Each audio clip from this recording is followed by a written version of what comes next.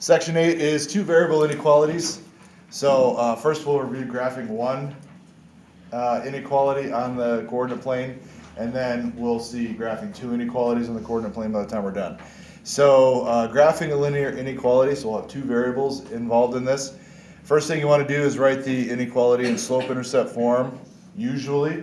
You don't have to though, and so in the next chapter you'll see why we are needing to know this now. Then determine the boundary type. So the boundary type, first of all, the boundary is the line that you draw, like right there. The boundary type is either going to be dotted or solid. Why would it be dotted? Which inequality are we dealing with there? If it's not like greater than or equal to. So Yeah, it's just so this guy or this guy will be dotted. This guy or this guy, solid. And what we're doing when we draw those dotted is we're representing that the ordered pairs that are actually on the boundary that you're drawing, so like the line that you're drawing, those ordered pairs don't work for the inequality, okay? When you shade the region, you're shading all the way up to the boundary, and all of the ordered pairs in the shaded region work for the inequality, except for on the boundary, okay? When you draw a solid boundary, like this one over here, that solid boundary is representing that the ordered pairs that are actually on the boundary do work for the inequality, along with all of the shaded ordered pairs as well. So the ordered pairs on this boundary do not work, the ordered pairs on this boundary do work, and then of course all of the ordered pairs in the shaded region work as well. Okay, make sense? Mm-hmm. Is that ringing a bell from like Algebra 1? Yeah. Okay, good. So shade the half plane containing the solutions of the inequality. And you can do that with a test point, or if you remember the shortcut that we learned back in Algebra 1, if you are in slope-intercept form, the actual inequality symbol here will tell you which direction to shade, either above or below, and it is above or below. So in this here, we are shading above. Okay, and this one here, this is below. Don't say left or right. It's above or below. Okay, less than is which way? Below. And greater than is above. Okay, and it's kind of easy to remember that. Greater than kind of implies above in the first place. So if you say above or below, don't say left or right, above or below. Those inequality symbols will tell you which way to go. All right, so let's graph the linear inequality. You graph the line as you normally would if it was an equal sign, and then you'll shade which way on this one? With that greater than symbol, it'll be above, okay? So we're gonna start by first drawing our line as if it was an equal sign. So we'll start at -1 with the y-intercept, and then a slope of 3. So we'll go up 3, right 1 a whole bunch of times, up 3, right 1, can't do it anymore, down 3, left 1, so we'll reverse it, down 3, left 1. And then we'll draw what kind of boundary? A dotted. Yeah, we're drawing a dotted boundary. I can't do that so well on a touch screen, so I'm doing the best I can. And then we're shading above. So I just draw like later on when we have two boundaries that we have to draw, that's what I'll be doing. But for our purposes, we can shade right now. Let me try to remember how to shade here on this board. Is it this one? Yeah, that'll work. Let me pick a better color. Okay. So we're shading above. Like that.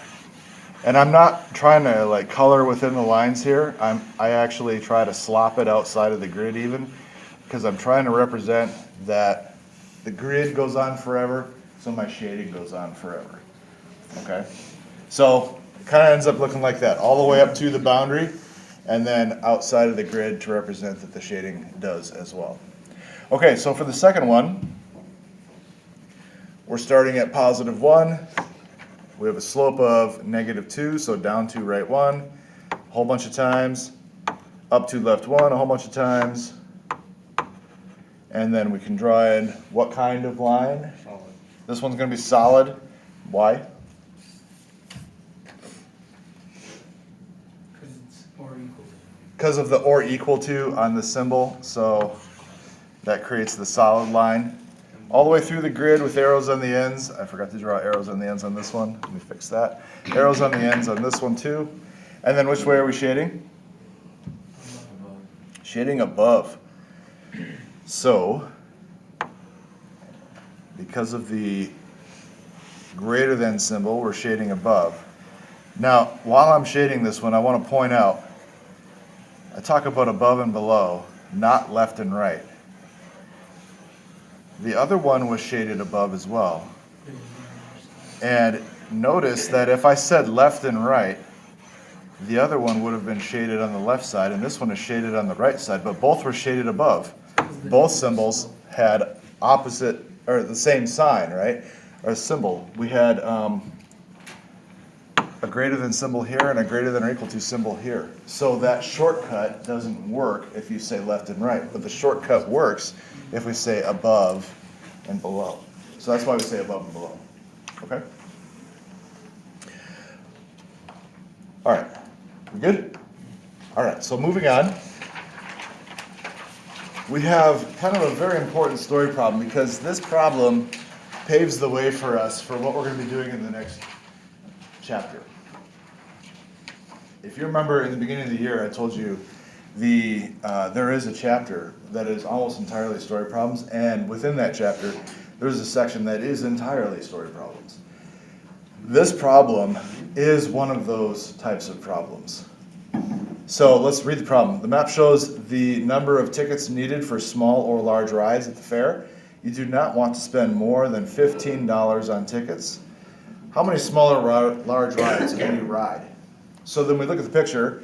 We have small rides, 3 tickets, large rides, 5 tickets. And then also we have the information tickets are 25 cents each. So we want to set up the problem so we can solve it. What's the first thing we should do?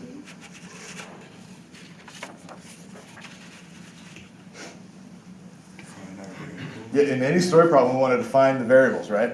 Okay, so what are the variables here?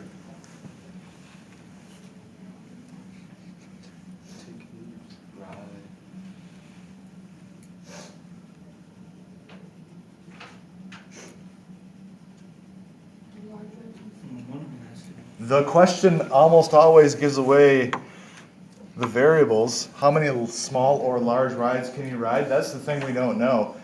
There's the variables, okay? Now you can be cute with the letters or you can be very generic with the letters. It doesn't make any difference. Oh yeah, like O. Huh? Like O. Remember O?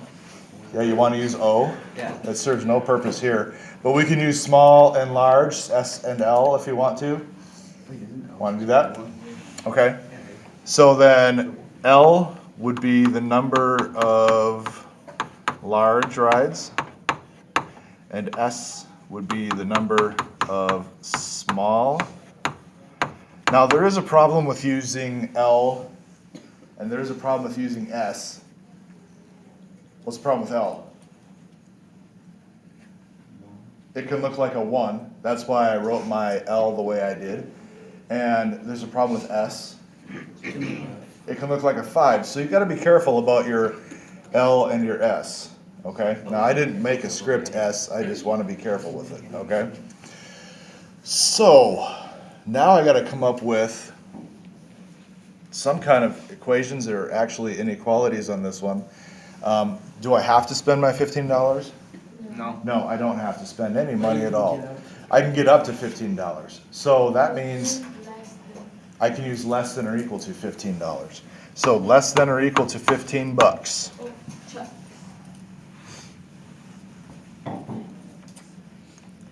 How am I going to get up to $15? I got this 25 cents for tickets over here. Is it 25 cents per ride? No. No. It's 75 and $1.25. Okay, 75 cents and $1.25, right? Yeah. Okay. So what can I write? The small equals 75 cents and large equals $1.25. Yeah. Well, you could do like, .75S, Uh-huh. and then Yeah. Point, same thing with the large. so small rides is 0.75 S. Yeah. Plus, 1.25L. Okay. 1.25 L plus 0.75 S is less than or equal to $15. So $1.25 times the number of large rides plus 75 cents, $0.75 times the number of small rides is less than or equal to $15. So very importantly, this first term is in dollars, the second term is in dollars, is less than or equal to $15. Everything's in dollars. So this equation, inequality, makes sense then, okay? Is there anything else that I need to write up here?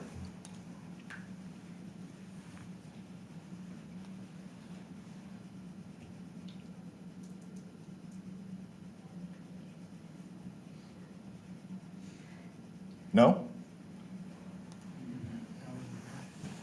Okay.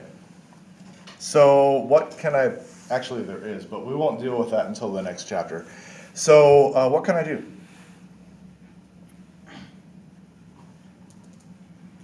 Start working on that. Okay, we can graph it. So then where should I put my axes? Bottom left corner. Why? Because you can't have negative, like, rides. I can't have negative rides. I can't have a negative number of rides. Yeah? Okay. So what you're saying then is the number of large rides has to be greater than or equal to 0, and the number of small rides has to be greater than or equal to 0. Those are the other two things that we need to say. And then we can put our axes so that the origin is in the lower left-hand corner. That was the other thing that we needed to say, and that's something that we'll be talking about in the next chapter quite a bit. Okay, so what's going to go on the horizontal axis?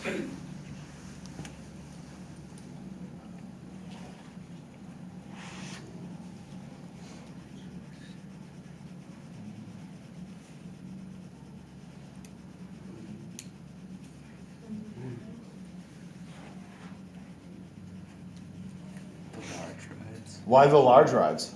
L comes before S in the alphabet. Normally it takes us a half an hour to figure that one out. Always the independent variable goes on the horizontal axis, right? But what happens when we don't have an independent variable?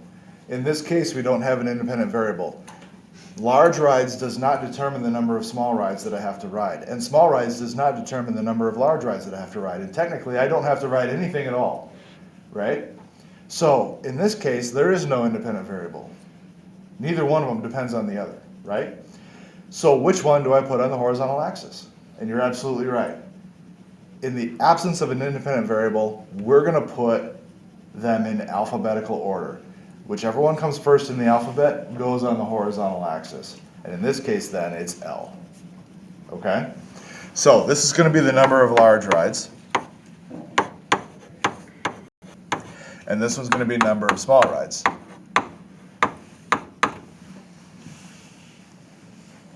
So keep that one in mind, because that's going to come up a lot in the next chapter. And then really for the rest of the year. So now the question is, how many large rides can I ride? I need to figure out my scale. Okay? I don't know if it's going to be 1, 2, 3, 4, 5, or maybe I can ride 20. I have no idea until I figure it out. Okay? So now how many large rides can I ride? If it's $1.25 per large ride, and I got 15 bucks I can spend, if I don't use any of my money for small rides at all, what's my maximum number of large rides? I can do 12? Okay. So if I can do 12 large rides, then I have 14 lines here on my grid. What can I go by? I can go by ones. So by one, and then I can just mark every fifth line. That'll be easy. So 1, 2, 3, 4, 5, 6, 7, 8, 9, 10. That's good enough. What about small rides? How many small rides can I ride?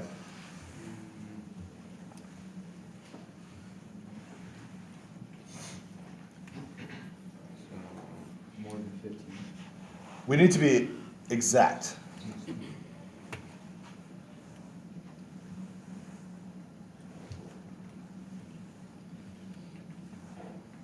I ride 0 large rides. All my money goes to small rides. 20.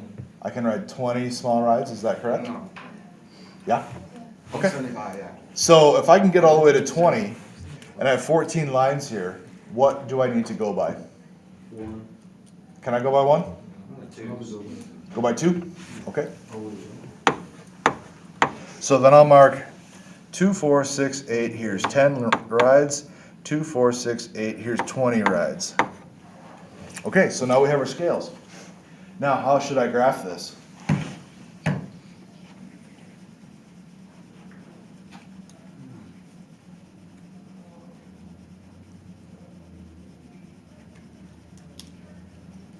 Here's the beauty of something that you learned earlier in the chapter. What form is this inequality basically in? It's almost in standard form, aside from the fact that the numbers aren't integers. But what you guys basically just did was come up with the intercepts. And when we're in essentially standard form, graphing using intercepts is beautiful. Okay, that's the whole use of standard form. And you just found the intercepts. What was the large intercept? 12. Put a dot. What was the small intercept? 20. Put a dot. You can't possibly get 2 dots any farther apart on this graph. Draw your line. That's the whole use of standard form. So now we have our line. All we have to do now is figure out which way to shade, because this is an inequality. Now, this thing is saying less than, but the shortcut that we're using only works if you're in slope-intercept form, okay? So now, which variable would we solve for? I don't want to actually do it. I want to think about it. Which variable would we solve for if this was to be put in slope-intercept form, L or S?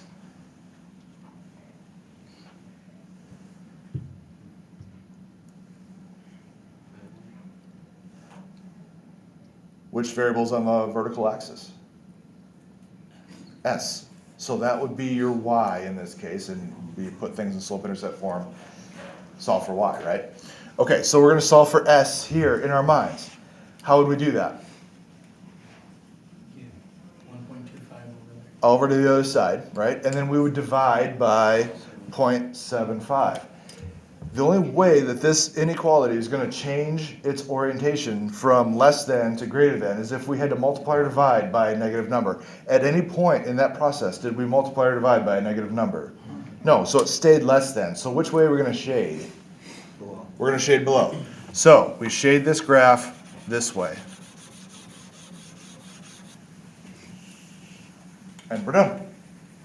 So this graph is telling us that we can ride any number of small or large rides as long as we stay within this region, this shaded region right here. In the next chapter we'll learn that this is called the feasible region for our scenario right here where we have $15 and tickets cost 25 cents and small rides are 3 tickets and large rides is 5 tickets. Okay?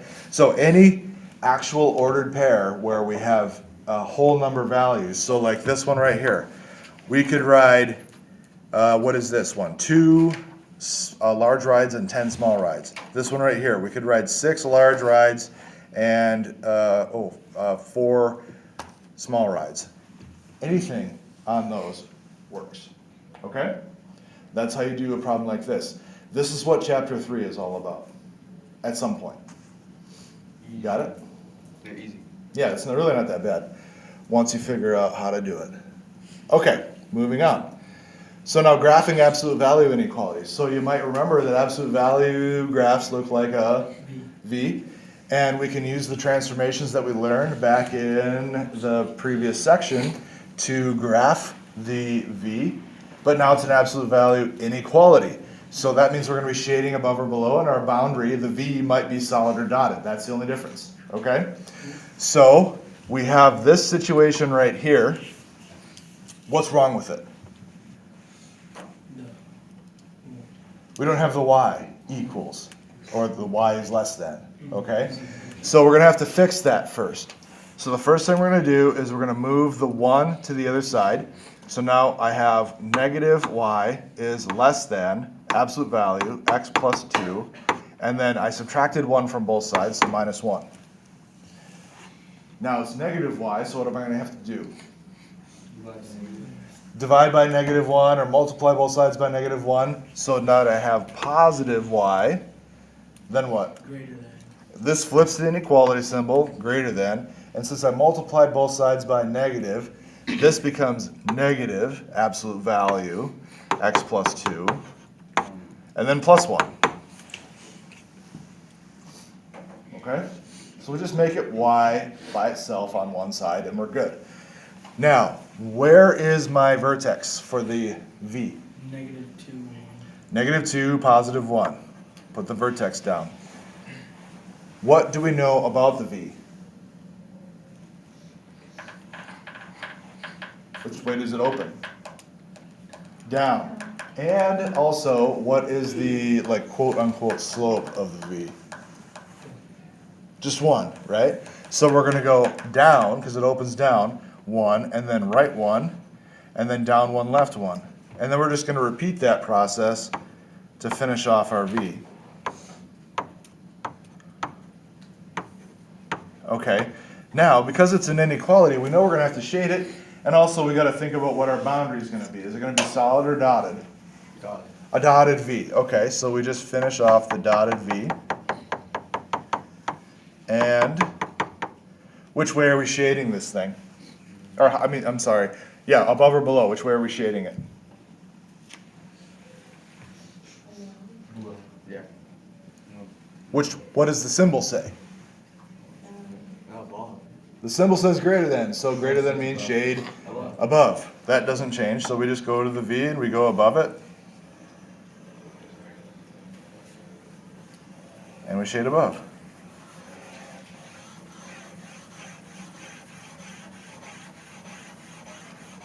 And that's it.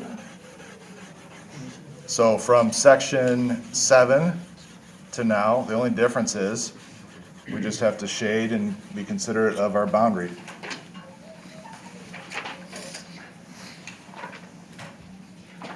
Okay, good? All right.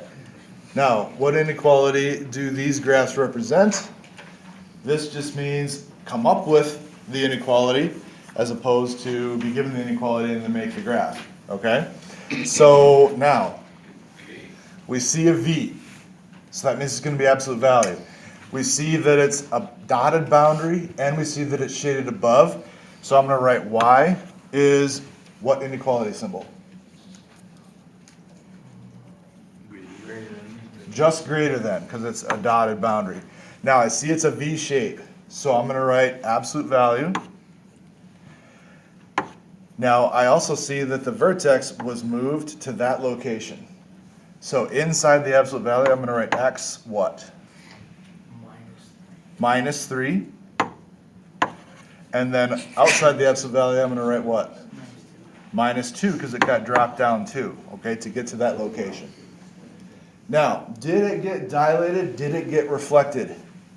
It didn't get reflected. Did it get dilated? No. Do we see a slope here other than 1? So it didn't get dilated either. So that we're done. That's it. Okay, take a look at the second one. We're going to write y what? Greater than because it's shaded above? Not greater than or equal to? No. Okay. Greater than because it's shaded above. All right, now, we see a v. So that means it's an absolute value. We see that the vertex got moved to here. We also see that it is upside down. So what am I going to write? Negative in front. Is the slope something other than 1? No. Wait. Yeah.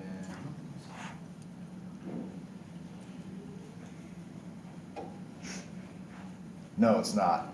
If you figure it out, if you figure out where we are here, It's just 1 half. as we drop down a half and go over a half, that's really just 1/2 over 1/2, which is 1, okay?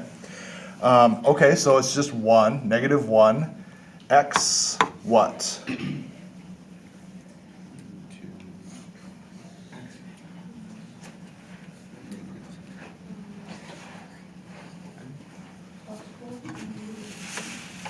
X plus 4. We moved over 4 this way, and then what? 2 plus 3. If you look at the scale, +3. plus 3. Watch the scale. Okay, that's how you do it. That's it. It's not too tough. Okay, and so the section is done.